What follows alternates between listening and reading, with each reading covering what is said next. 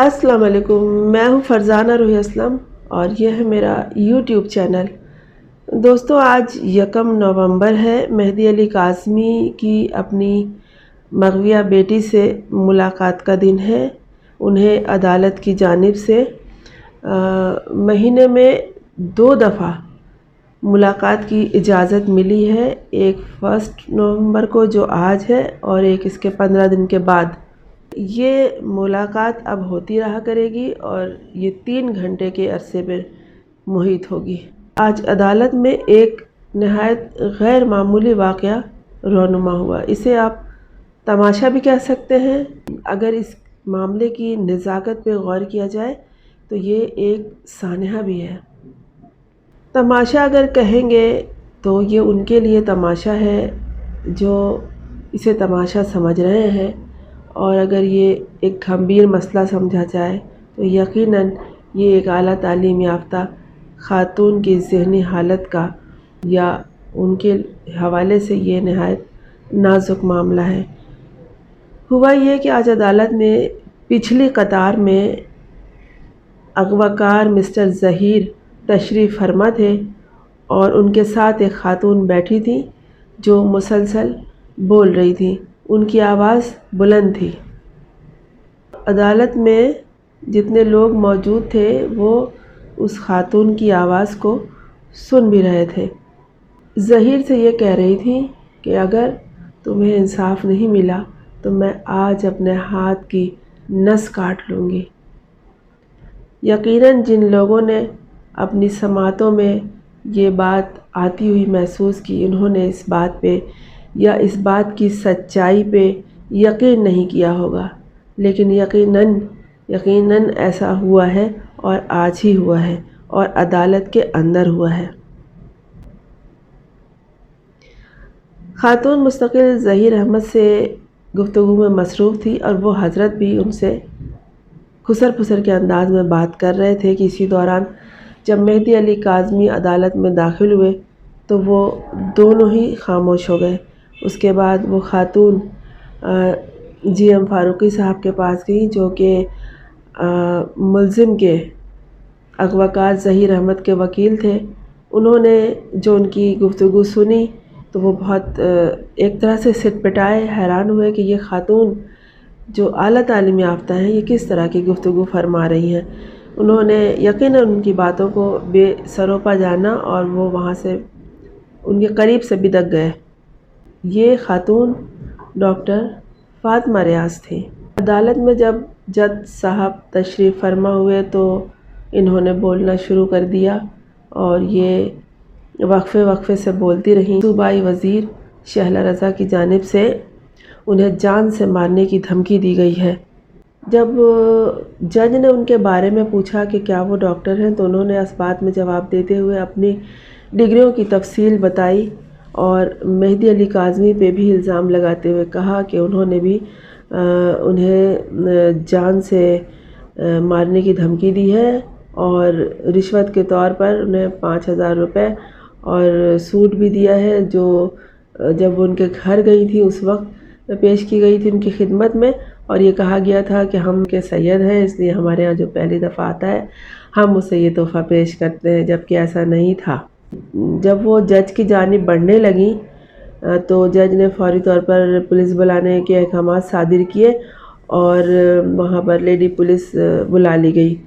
بقول ان کے کہ مہدی کاظمی نے جو انہیں 5,000 روپے اور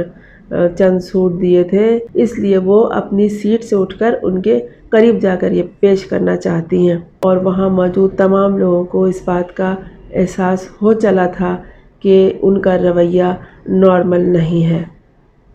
اور وہ بار بار یہ کہہ رہی تھی کہ صوبائی وزیر شہلا رضا نے بھی انہیں جان سے مارنے کی دھمکی دی ہے۔ بنت مہدی علی کاظمی کے کیس میں جب بھی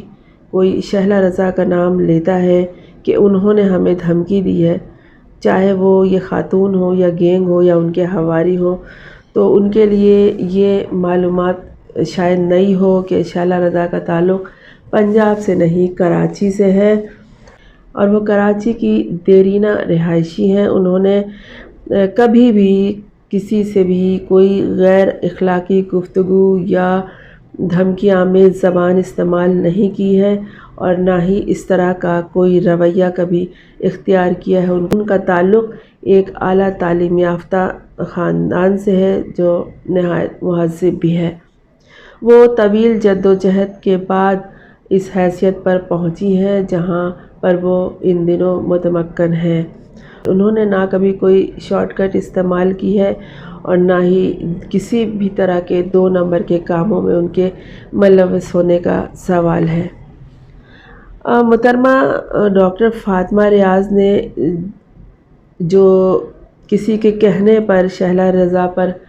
خاص طور پر جان سے مارنے کی دھمکی کے جو الزامات لگائے ہیں، ایسے الزامات لگانے کے بعد والدین اپنے بچوں کو ان سے پڑھوانا بھی پسند نہیں کریں گے، چونکہ وہ ایک کالج میں پڑھاتی بھی ہیں،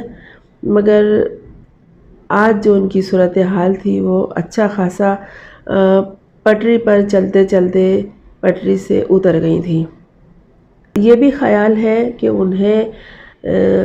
ظہیر احمد نے اپنے جال میں پھانس لیا ہے اور وہ عدالت میں اس کے پاس بیٹھ کر، یعنی ظہیر احمد کے پاس بیٹھ کر بآواز بلند کافی دیر تک گفتگو کر رہی تھیں اور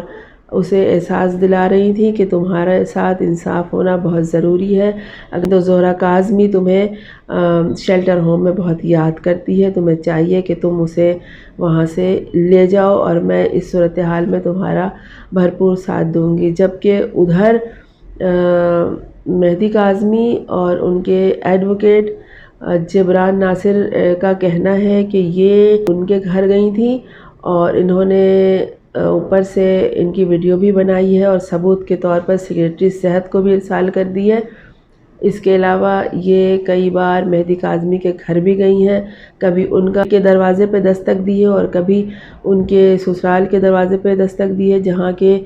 سائمہ کاظمی ان دنوں مقیم ہے، اور بچوں کے دروازہ کھٹکھٹانے پر جب انہوں نے دروازہ کھولا تو یہ بھاگتے ہوئے دروازے کے اندر داخل ہو گئیں۔ انہوں نے کئی میسیجز کیے ہیں مہدی علی کاظمی کو بھی اور ان کے وکیل ایڈوکیٹ جبران ناصر کو بھی، اور بعد میں یہ بات کھلی کہ انہوں نے کئی میسیجز شہلا رضا کو بھی کیے ہوئے ہیں جو انہوں نے دیکھے ہی نہیں تھے، اس لیے کہ وہ اندرون سندھ گئی ہوئی تھیں۔ اپنے اس طرح کے ڈائیلاگ کے بعد جو محترمہ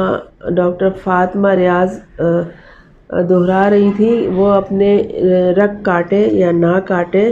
اپنے طالب علموں سے اپنا تعلق ضرور ختم کر لیں گی، کیونکہ عدالت میں جو انہوں نے خود کو نفسیاتی مریض ثابت کیا تو اس کے بعد محکمہ تعلیم اور محکمہ صحت دونوں کو ان کی صحت اور ملازمت کے بارے میں سوچنا پڑے گا۔ جسٹس صلاح الدین پنہور نے کہا کہ ڈاکٹر صاحبہ کو دھمکی دی جا رہی ہے تو انہیں تبدیل کر دیں۔ انہوں نے ڈاکٹر عظمیٰ کو طلب کیا جو ان کے ساتھ ایک اور کو ڈاکٹر تھی، ماہر نفسیات تھیں، اور ڈاکٹر عظمیٰ کے مطابق اس طرح کی کوئی صورتحال ان کے ساتھ پیش نہیں آئی جو جس کا بیان ڈاکٹر فاطمہ کر رہی ہیں۔ نہ ہی انہیں کوئی دھمکی ملی، نہ ہی کسی کے جانب سے کوئی مسائل کی دیوار کھڑی کی گئی، اور نہ ہی کسی پریشر کا سامنا ہے، اور ایک سیٹنگ اور رہتی ہے جس پہ وہ مزید کام کرنا چاہ رہی ہیں، ابھی ان کی رپورٹ مکمل نہیں ہے۔ ایڈوکیٹ جبران ناصر نے بتایا کہ ڈاکٹر فاطمہ ریاض کے رویے کے متعلق محکمہ صحت کے سیکریٹری کو انہوں نے پہلے ہی رپورٹ کر دی ہے تحریری طور پر، کیونکہ یہ جو رویہ انہوں نے اختیار کیا ہے کہ رات گئے فون کرنا اور انہیں میسیجز کرنا، یہ ایک نامناسب رویہ ہے اور نارمل نہیں ہے۔ ڈاکٹر صاحبہ کا یہ کہنا ہے کہ بچی کے متعلق کہ اس کے ساتھ بہت ہی نازیبا حرکات کی گئی ہیں، بہت ہی ابیوز رویہ اختیار کیا گیا ہے اور اس کا مس یوز کیا گیا ہے، اور اس کے باڈی میں ایک چپ لگائی گئی ہے جسے امریکہ سے کنٹرول کیا جا رہا ہے۔ جبران ناصر نے کہا کہ ڈاکٹر صاحبہ جس طرح کی گفتگو کر رہی ہیں وہ اس پر دکھی بھی ہیں، کیونکہ یہ ان کی مینٹلی کنڈیشن کے درست نہ ہونے کی نشاندہی ہے۔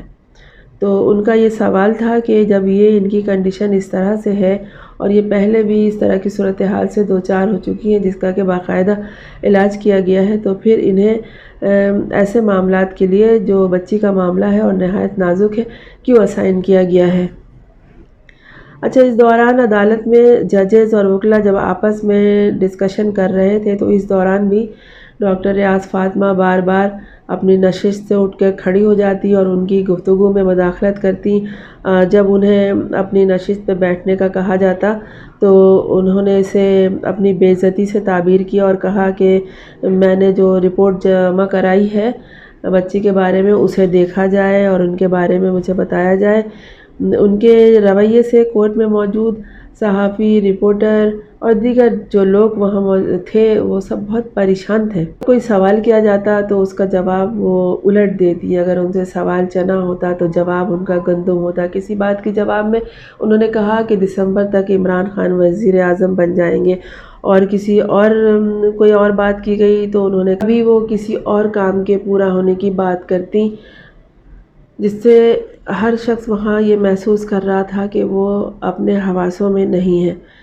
جو ذہنی کیفیت ڈاکٹر فاطمہ کی تھی اس پہ تو باقاعدہ انکوائری شروع ہو چکی ہے۔ عدالت کے جاری کردہ حکم نامے میں کہا گیا ہے کہ بچی کے ذہنی معائنے کی رپورٹ مکمل کی جائے اور